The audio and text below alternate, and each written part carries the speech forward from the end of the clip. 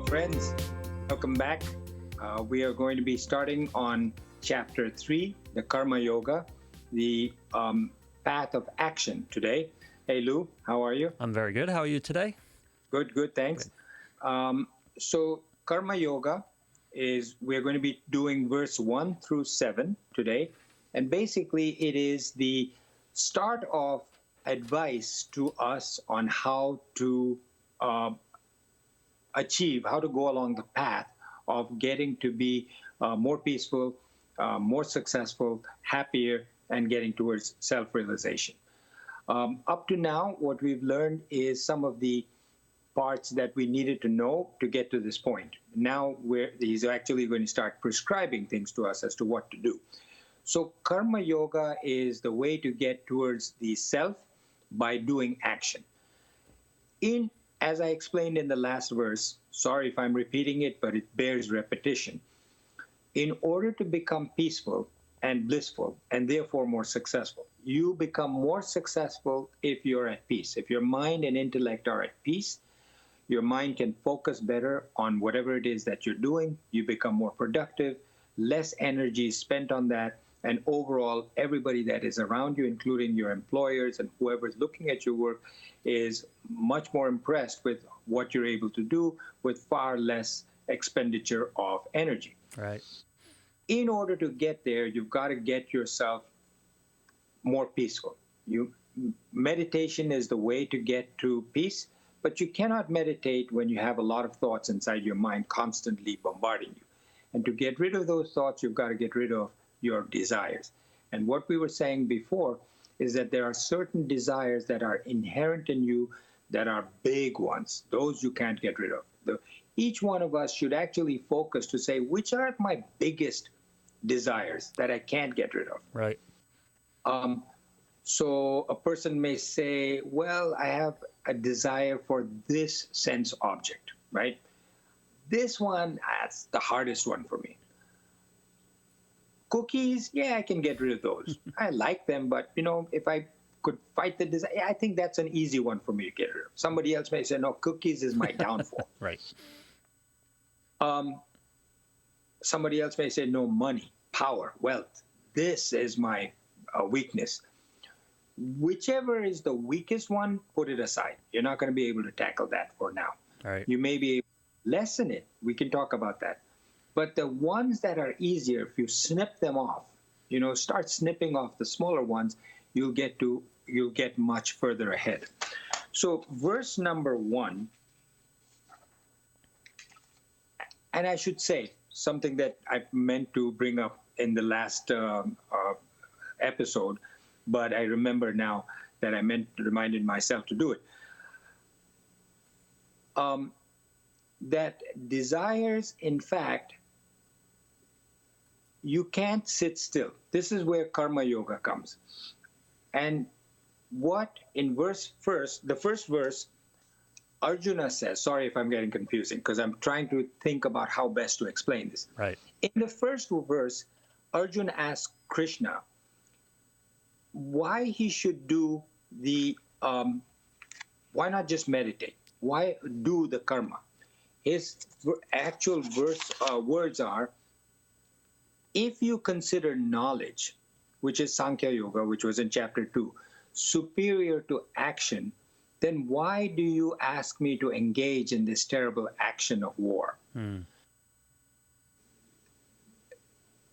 In the Gita itself, he's talking about basically learning the difference between knowledge and action. Right. And to analogize that, and this is the part that I was struggling with, imagine that you're walking past a sage who's self-realized, Buddha, for instance, or Christ, who can sit under a tree, cross-legged, perfectly still for days on end. And people are coming from all over and very silently putting fruits and vegetables and food in front of him, and he's just sitting there totally quietly. And I say, wow, I could do that. I could just sit there quietly and be like him, and people will bring me fruits and food and money and put it in front of me.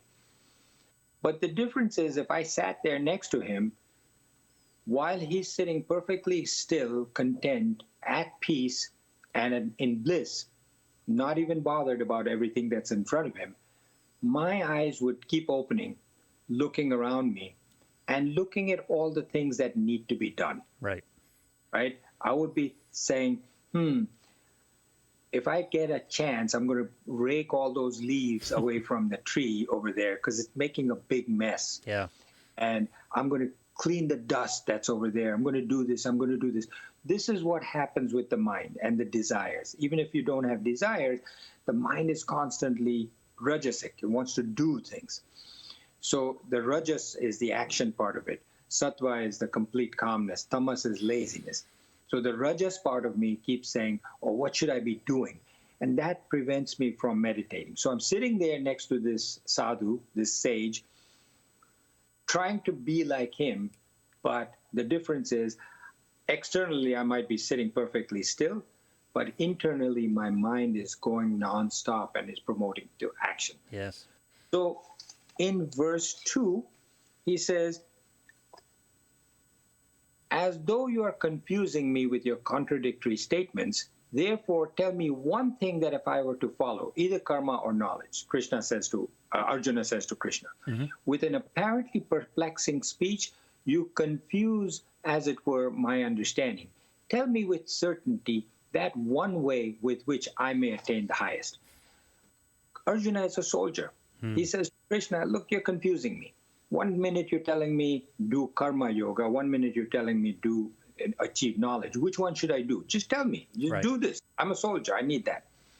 So in this, just as a background, if I'm sitting there totally quiet next to the sage, and my mind is telling me to do all these things, I will not be able to sit quietly. And that's the whole crux of this analogy that I was struggling with myself just now, that you cannot do it unless you get up and start doing action.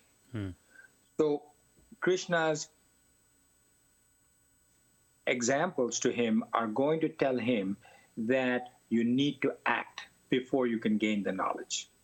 That's the crux of it. That you must act when you feel these things that are saying to you, you've got to act. Get that out of your system.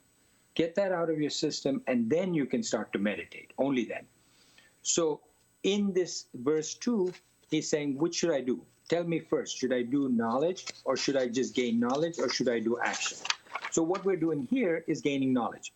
But in the karma, what he say later is that when I say act, doesn't mean that you say, okay, good, then you're telling me to go act. I should just go and eat those chocolate chip cookies that I've been craving. Or I should just, make more money, or no. What he's saying, act for the benefit of other people. Not I, not me, for the benefit of other people. That sort of gets rid of your vasanas, but that will come later. In verse 3, Krishna, the blessed Lord, says to Arjuna, in this world there is a twofold path, as I have said before. The path of knowledge for the Sankhya people, which are the contemplative, and the path of action for the yogis. So, first thing he says is, there's a twofold path, and we'll talk about that. He also says, as I have said before. But we just went through from chapter 1 and chapter 2, we looked at all the verses. He hasn't said this before. Right. So what do you mean? What does he mean when he says, as I have said this before? He's now not talking as Krishna, saying, I've said it before to you, Arjuna. He is also, don't forget, he was born as Krishna, an ordinary person like all of us, just as Jesus was born, as an ordinary person, then became self-realized, just like Buddha became self-realized. Once they become self-realized, when they say I, they mean I, the Atman, I, the Lord. They have, it's hard to imagine, but imagine this huge Brahman that is infinity talking from the voice of the man that has become self-realized. And when he, the great Brahman, talks from his voice, he's saying, I have said this before, meaning the Brahman has said it before, not during Krishna's lifetime, not during Arjuna's lifetime, but in the lifetime of the Brahman. So he's saying at some time before Arjuna was even born, I've said this before. What has he said before? That there's a twofold path, which is the path of knowledge and the path of action, Sankhya Yoga and Karma Yoga.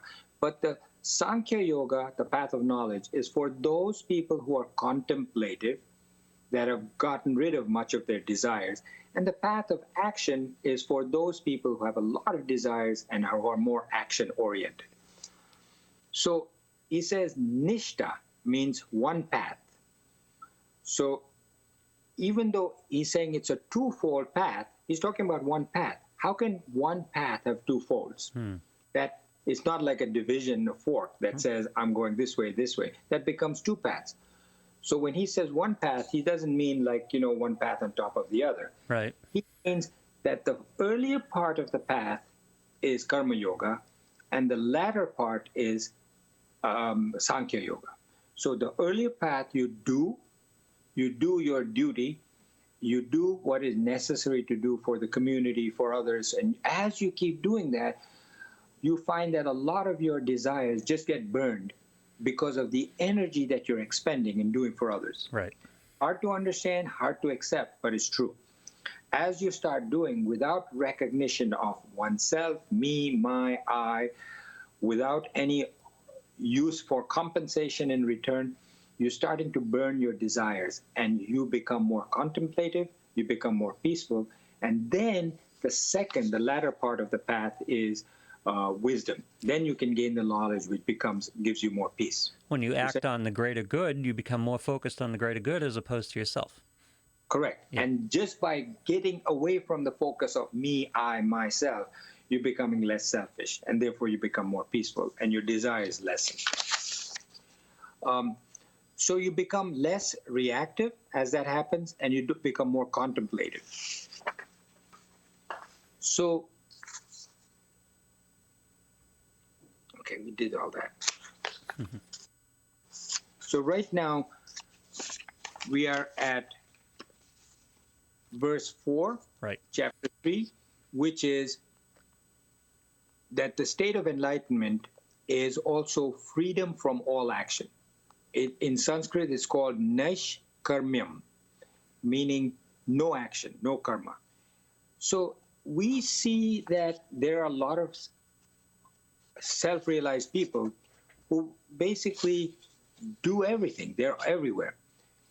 How is that possible? So we cannot stop acting even for a second, as I said before, right? So it means identifying with the self, which is free from action.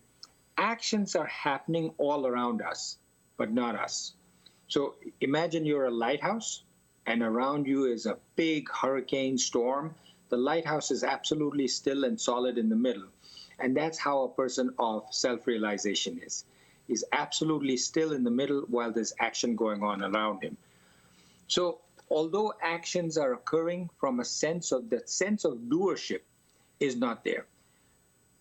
This can only be accomplished when you've done the karma and you gain the knowledge. Until that time, it doesn't happen. Until that time, everything you do, you want to take credit for it yourself. You say, pat yourself on the back, you say, I did it. Right. Just by forcefully not performing actions, because some people will say, fine, then I'll just go and sit in the mountains and I'll just do nothing.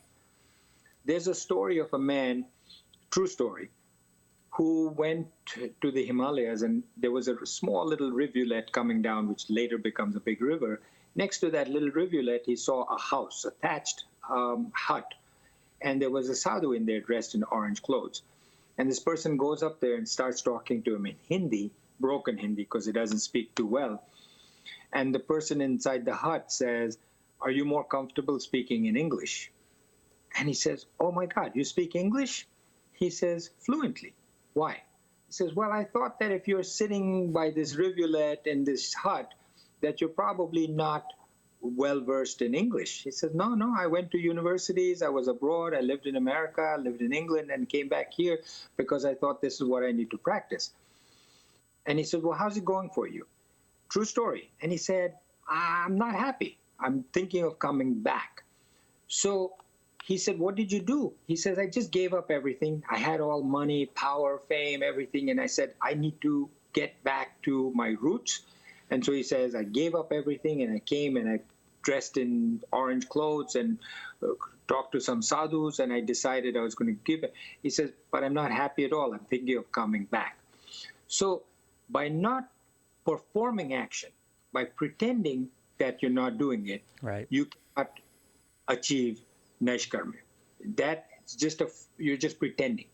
You can't, if you want to be a surgeon, you can't just say, okay, well, I'm going to the store and I'm buying myself a surgeon's outfit and a mask and a scalpel and I can be a surgeon. You got to know what you're doing. right. You cannot become self-realized by just dropping all action or saying that I renounce everything. You can't sit still, like I said before, because your mind keeps acting. You've got to do something that makes that go away. So some people do not have a problem with certain sense organs and sense objects. They have a problem with, say, desire for their children or grandchildren, family. Other people have desire for fame, for reputation, for power. All of this comes down from what is known as Prakriti. Prakriti is what I was saying before in our previous episode. This is for generations and lifetimes what has come within us. And that Prakriti brings out the biggest vasanas inside us. And so that is something that we need to watch out for. Ones we've carried forward through other lives. Through other lives, and we're adding to them. So verse 5, chapter 3, says, none can ever remain inactive even for a moment. All of us are made to act helplessly, indeed by the qualities born of Prakriti, by gunas. So as long as you have vasanas, you all have to act. The desires within us will force us to act. You have to learn to stifle your tamas and encourage your sattva. So we talked about this before, and I'll just touch on it, that tamas is laziness, indolence. Sattva is where you go beyond action to complete peace within yourself, your economist. And rajas is wanting to do all the time. So the period of time where sattva manifests itself the most is from 4 a.m. to 6 a.m. If you look from a medical standpoint, that's when a lot of endorphins are secreted, hormones are secreted, that people say, well, that's why it's good necessary to eat breakfast at that time, because that's when those hormones are secreted. And I can tell you that after studying with Gautam Jain, he kept emphasizing you have to wake up. In the beginning, it was difficult, but now I love it. I wake up at 4 o'clock. From 4 to 6, I'm actually so happy studying. But as he said, you can only do this for an hour or two maximum. Mm-hmm. By 6 o'clock, as I start to see the sun starting to rise, my mind starts thinking about what I need to do. I can tell within myself that rajas is activating itself within my body. Right. And in the ashram, where Swami Parthasarthi conducts his courses, by that time is when they say, okay, go to the gym, do your jogging. So they say study first during Sattvic period, 4 to 6, and then when the Rajas period start to do exercise, then at least you've got those two things out. And then you spend the rest of the time doing karma yoga, doing for others. And then in the evening comes, you do studies, which are hymns, singing, bhakti, which is devotion, and then go to sleep early. Mm-hmm. What this verse says is you're all made of Prakriti, and the best thing for you to do is to cut down on your tamasic time.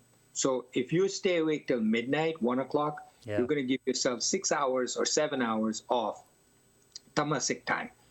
The tendency at that time is to do things that you don't want to do, which is only adds to your tamasic nature, your desires. Right. Watching TV, drinking alcohol, sleeping, lazing, stuff like that. It says instead, go to bed early, have a good night's sleep, wake up at 4, contemplate, meditate, and then start your day at that point. So that's basically what verse 5 says. Verse 6 says, he who, restraining the organs of action, sits mentally indulging in the same sense objects, he of deluded understanding is called a hypocrite. So we know this. What he's saying is, if you just restrain your organs of action, specifically he's talking about the genitals, the sexual organs, but all organs of action, but mentally you're indulging in those sense objects, thinking about them, wishing for them, desiring them, you're of deluded understanding. He says you're a massive fool, is what he really says. And you're called a hypocrite. So we know that there are many people in various clergies that say, I renounce everything. I'm a bachelor, I'm this, and then they get into other kinds of trouble. Right. So if you control your sense organs by saying, I'm not going to allow them, but mentally you keep indulging in that, you're just being a hypocrite, is what he's saying. Right. As long as the vasanas exist, they forcibly express themselves as thoughts and desires, and ultimately they will get you in trouble. So he's saying, don't do that. In the Hindu tradition, by the way, a lot of priests are married. They are allowed to marry, to have a family, to have children, and live natural lives. But what they're encouraged to do is to not keep indulging mentally into these desires as they fulfill their family life. And that's the way not to say, okay, listen, I'm going to refrain from this. There are certain other sages who are called brahmacharis, who don't get married and stay single, and they're at a higher level because they can control their desires for that. Right. Okay, so he who restrains the senses by the mind, O Arjuna, engages his organs of action in the yoga of action without attachment. He excels. That's number 7. So in verse 4, he said, you have to act. You cannot do without action. In verse 5, he says, none can remain inactive even for a minute. You're all made to act. But if you act with the mental indulgence, here's a very important thing to understand for everybody. If you act with mental indulgence, you're increasing your desires. Very important thing to note. Right. What he is saying is the physical act of indulgence in your sense objects is not what's causing you to increase your desires. The physical act isn't. It's the mental act of indulgence along with the physical that causes you to increase your desires. So think of a sense organ that you think you have a weakness for, right? Once you have that in mind, you think of yourself engaging that sense organ into doing whatever it needs to do to gain the pleasure with an interaction with a sense object. While that engagement is taking place between the sense organ and the sense object, if the mind is saying this is all for a higher purpose, I've got to do this, I have to eat to survive, this is all for a higher purpose, all of this is going above, then you're not increasing your desires. But while you're doing it, if your mind is saying, oh my God, this is fantastic, it increases your desire. So that's a key to keep in mind. This is very important. It's not the physical action or inaction that increases desires. It is what increases the desires is the mental indulgence. So mental lingering, again, even after the physical indulgence takes place, if the mind keeps lingering on whatever it was, you went to a meal and you said, oh my God, that meal was so fantastic. That Chinese food, I love that restaurant. You start telling everybody about it. Each time you speak about it, indulge in it mentally, it's going to increase your desire. So he's saying, don't allow that mental indulgence. Engage his organs of action in the yoga of action without attachment. So he's calling it attachment. Without attachment, he says you can engage your organs of action in the yoga of action, but without attachment. Right. So get away from as many desires as you can. Those that you absolutely cannot get away from, those that are yours from previous lives, those are the biggest ones. Do not engage mentally or linger. Um, so in India, when I was growing up, we were taught that when you have a plate of food in front of you, you take a little bit before you put anything in your mouth.